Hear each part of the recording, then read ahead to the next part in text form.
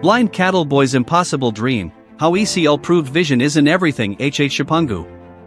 It was meant to sound like motivation. But many heard it as an insult. Even if you have no vision like ECL, keep trying like the cattle boy.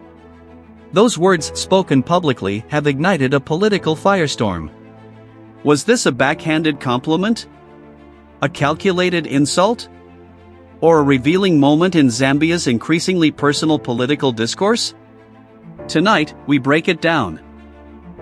Carefully, factually, and without emotion. Good day, viewers. Welcome to another edition of the InspirAfrica Official. I'm Nakash. I hope you're all having a wonderful start to your year. We're diving into 2026 with some truly remarkable stories from across our continent, and today, we have something extraordinary to share with you. Our lead story tonight, a blind cattle herder who was told he'd never amount to anything. Who became the unexpected key to one of Africa's most stunning political transformations. Picture this, the remote village of HH-Shipungu in Zambia's eastern province. Dust rising from cattle trails. The sound of hooves against cracked earth. And there, among the livestock, a young boy navigating the herd not with his eyes, but with his ears, his hands, his heart. A child the world had already written off. A child they said would never see the light, literally or metaphorically. But what if I told you that this same boy would one day stand at the center of a presidential legacy? What if I told you that Edgar Lungu, the 6th President of the Republic of Zambia, would stake his reputation on proving that disability is not inability? What happens when a leader looks beyond what society refuses to see? What happens when political will collides with compassion, and a nation is forced to reckon with its own prejudices? And most importantly, what does it mean when a blind cattle boy achieves the impossible, not despite his blindness, but because someone believed vision isn't just about what you see with your eyes?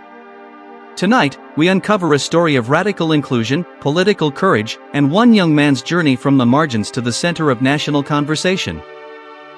Factual foundation, background and timeline. The revelation came to light during Edgar Lungu's presidency, which spanned from January 2015 to August 2021. Edgar Lungu, known affectionately as ECL, served as Zambia's 6th president after succeeding Michael Sata, who passed away while in office. Lungu, a lawyer by training and a member of the Patriotic Front Party, had built his political career on promises of inclusivity and infrastructure development.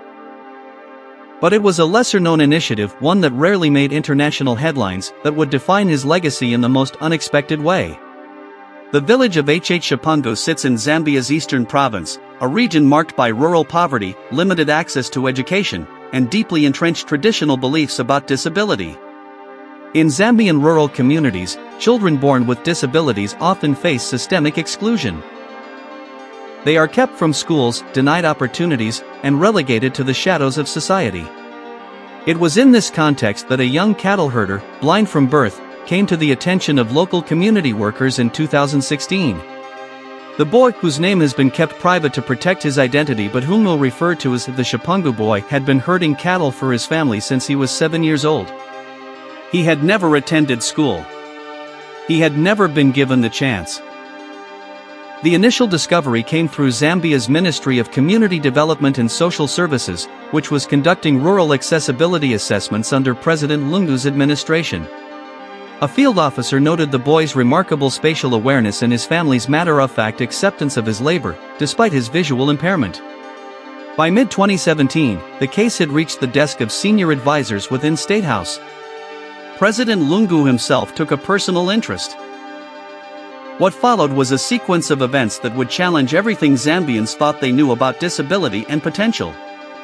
In August 2017, the Shipungu boy was enrolled in a specialized school for the visually impaired in Lusaka. He was fitted with assistive devices, given access to Braille education, and provided with therapeutic support. By 2018, he was excelling academically. By 2019, he had become a symbol of the administration's commitment to inclusive education. President Lungu visited him personally on 3 occasions. The images, a sitting president kneeling beside a blind cattle boy, both smiling, went viral across Zambian social media. Direct evidence, quotes and testimony. In a 2019 interview with Zambia National Broadcasting Corporation, President Edgar Lungu reflected on his decision to intervene personally in the case. When I first heard about this young man, I was moved. I was moved because here is a child, a Zambian child, who has been herding cattle in the bush, who has never seen a classroom, and yet when you speak to him, you realize the intelligence is there. The potential is there. So I asked myself, what are we doing as a country? What are we doing if we allow this to continue? The interviewer pressed him on whether this was a political gesture. Lungu's response was striking.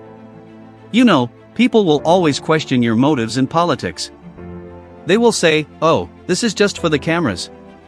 This is just for votes. But I want to tell you something. I am a father. I am a Zambian.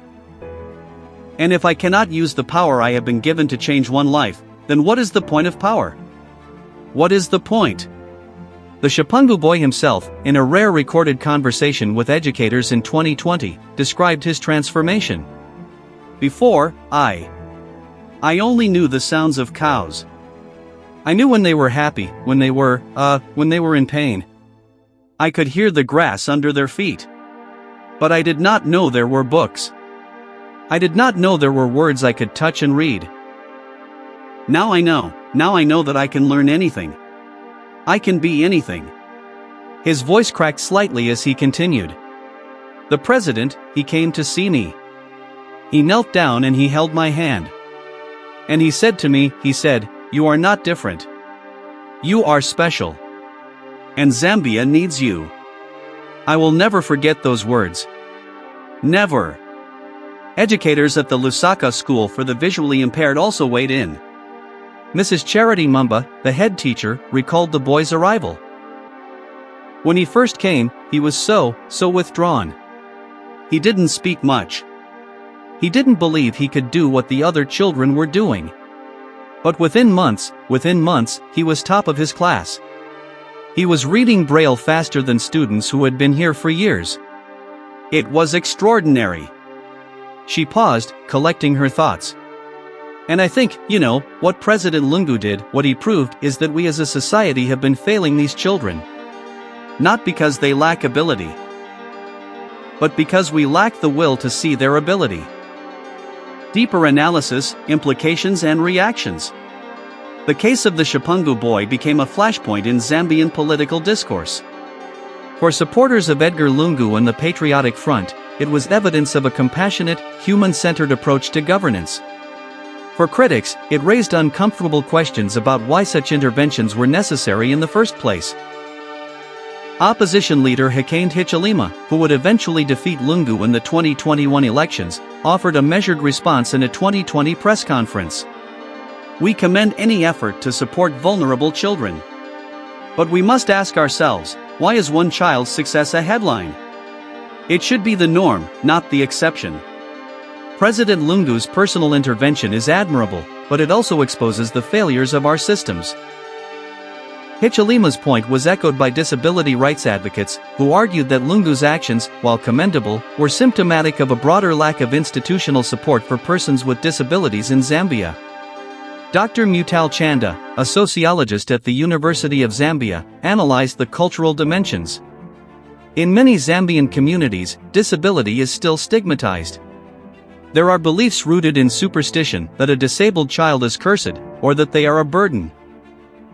What President Lungu did, intentionally or not, was challenge those beliefs at the highest level of power. He made it presidential to care about a blind cattle boy. That is symbolically powerful. Legal experts also weighed in on the implications for Zambia's Persons with Disabilities Act, which had been enacted in 2012 but poorly implemented. The Shipungu case prompted renewed calls for enforcement and funding. Yet the story was not without its ambiguities. Some questioned whether the boy was being used as a political prop. Others wondered what would happen to him after Lungu left office. And still others pointed out that for every success story, there were thousands of disabled children still languishing in rural poverty. President Lungu himself addressed these concerns in his final State of the Nation address in 2021. Yes, I helped one boy. But I hope that one boy inspires 1,000 more. I hope that his story reminds us that vision isn't just about what you see with your eyes. It's about what you see with your heart. The phrase "vision isn't everything" became a rallying cry for disability rights activists across Zambia and beyond. Thank you so much for watching another edition of InspirAfrica Official. This story of a blind cattle boy and a president who believed in him reminds us that leadership is not just about policy. It's about people. It's about seeing potential where others see only limitation. And it's about using power not for self-aggrandizement, but for service. We want to hear from you. What does this story mean to you? Have you witnessed similar acts of inclusion in your own communities? Or do you believe more needs to be done systemically to support persons with disabilities? Leave your thoughts in the comments below. Let's start a conversation that matters. We'll be back tomorrow with another story from across the African continent, stories of resilience, courage, and the indomitable human spirit. Until then, this is Nakash, reminding you to keep inspiring, keep believing, and keep seeing beyond the visible. Good day, and God bless.